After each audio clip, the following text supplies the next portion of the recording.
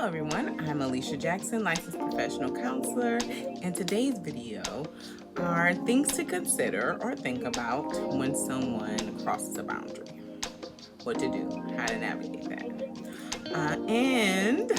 I wanted to really talk about this in a way because like I said in last week's video, sometimes when we talk about boundaries, it seems very black and white. Like, oh, they crossed a boundary. That's it. It's over. Like, it's a wrap. This person is no longer in my life anymore. They don't get any access to me. And depending on the boundary and depending on the relationship, it's much more gray. It's much more gray than how we talk about it in the memes and the like. So I wanted to provide some questions or things to ponder and consider when someone crosses your boundary. Okay, so some things to consider. One is if someone is crossing a boundary, one, figuring out for yourself, is this a deal breaker? Is this something that is like a no-go? Can't tolerate it. Is this a red light? If it's a red light, then it makes it clear for you to know for yourself where the person stands. But depending on the relationship, it might be more challenging, depending on how close the friendship is, if it's a family member, all of the like. And then determining too for yourself if this person has the capacity to hear you, to hear your concern, to adjust and shift, and to see themselves. Okay, because there are limitations with that.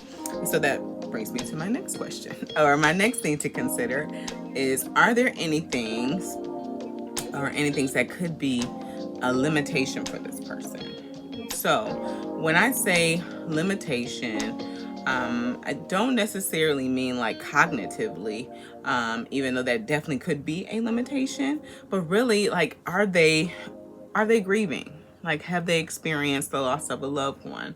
Are they going through multiple stressors at one time to where it's hard? Their capacity is limited because of the amount of stresses that they are dealing with at one time, right? So do they have some things that limit how they show up for you? Okay. And it's really just like taking time to pause, and that's hard to do when someone crosses your boundary, because oftentimes when people cross your boundary, it elicits an emotional response where you're like angry, or your feelings are hurt, and so you have to ride the wave of that emotion, allow your feelings to subside a little, for you to consider what that other person may be dealing with and managing, all at the same time that this interaction occurred. Okay. All right. And then also take into consideration, is this habitual? Okay. So is this something that you, in your time with this person, like, you've noticed that this happens often? This is a pattern of behavior. This isn't just like a one-time blip or a two-time blip. Like, this is a habitual thing for this person. Is this a part of who they are, their character, how they show up in the world, not just how they show up with you, but just they do this in a lot of their relationships. Now, please note that majority of the time, if something's ingrained in someone's personality, it's a part of their character, it is a protective mechanism. It is still a protective mechanism. It just may be a protective mechanism that you're not willing to accept, and that is okay. But understanding it, knowing that it's not personal, that it is protective. Okay. And so, considering those things, is this habitual? Is this the part of their character? And then assessing, do they have or possess the desire to shift, adjust, or change? Okay. oftentimes, unfortunately, and this makes it really hard for people, especially people who have what we talked about before. I think it was in the second video, when people have porous boundaries, meaning like they kind of just, they ebb and flow, they go with the wind, they kind of bend and are malleable depending on where they are. They're very flexible, and they do allow people to walk over them, and they're more quiet with their voice. They don't assert themselves. So people who typically have porous boundaries, they have a hard time taking an honest look and assessing if someone has the desire to change and adjust, because oftentimes when that doesn't happen, when they see that the person doesn't have the ability to adjust and shift, they'll make reasons to continue to stay, because they are fearful of being alone or being rejected or not being heard.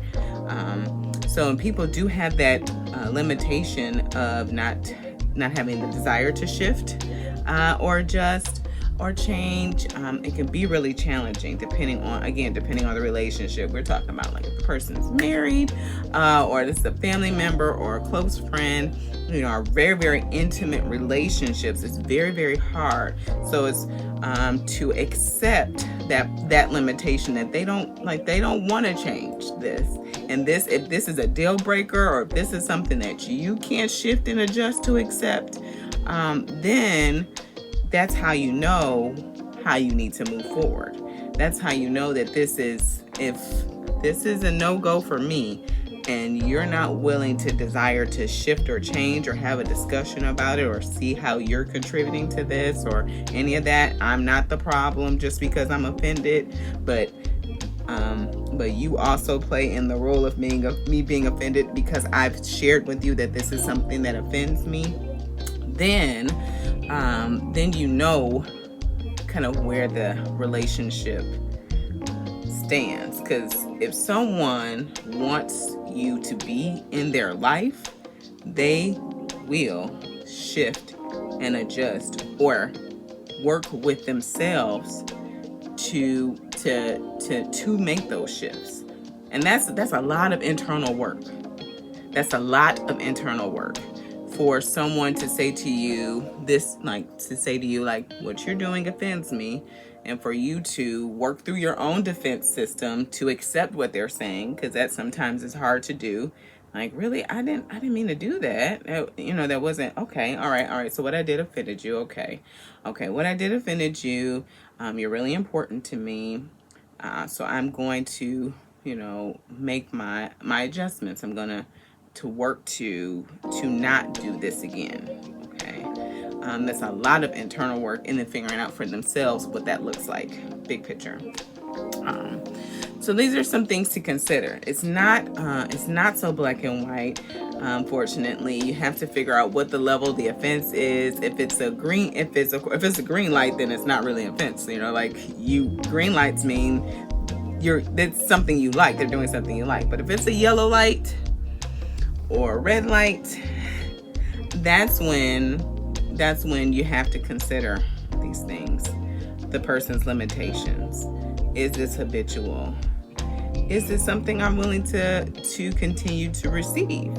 Like this treatment, especially if you consider hey, this is something they do a lot. This is pretty much a part of their personality, and they don't really want to change. They like this part of their personality. They like this part that offends me. And it also may not mean that you have to cut the person off altogether. It may just mean that distance has to be created in the relationship for it to continue. That it doesn't have to be all or nothing. I think sometimes it can be misinterpreted that if a person possesses a quality or one attribute of their person that does not mesh well with yours, that means I just can't with you anymore. Like, this is over.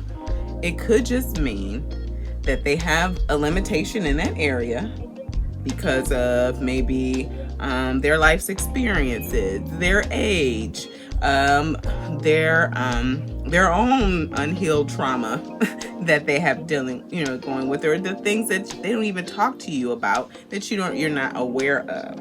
Okay, so they may have some limitations, and we all do. So understood, right? That's understood. So they have limitations.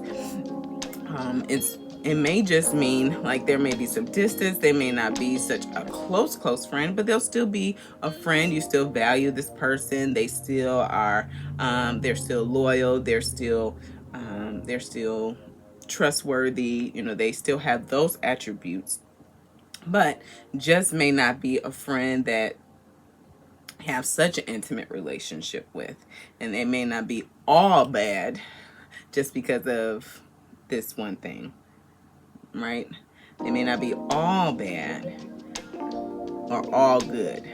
That's the hard part of the boundaries conversation. That's really the hard part. It's because none of us are all bad or all good. We all have parts of us that are we all have parts of us that serve us well because we continue to use them. Okay? And sometimes in relationships, they don't serve us well. And they don't engage with other people in their parts. And so when that happens, we have to I won't say we have to, because I don't like telling grown people what they have to do.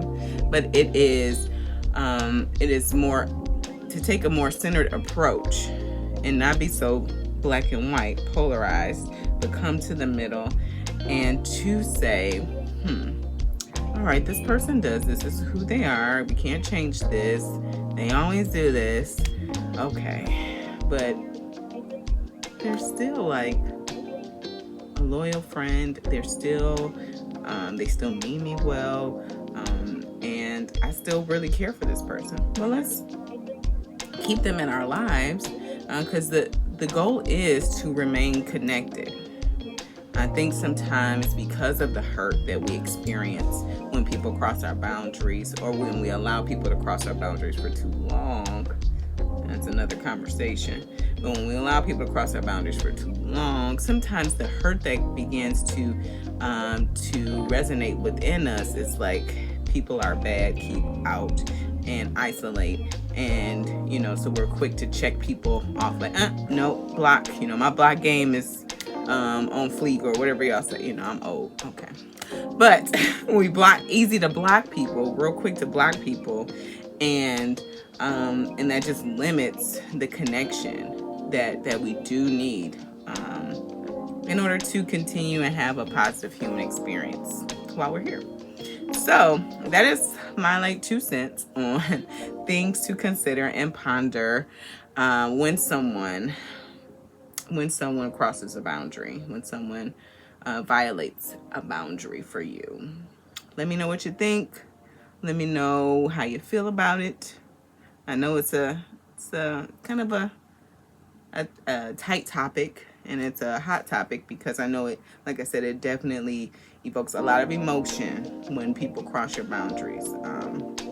And so I definitely look forward to hearing from you guys regarding that.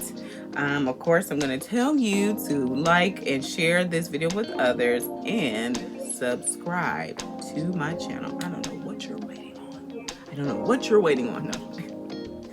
I'm just kidding. Yes, subscribe to my channel.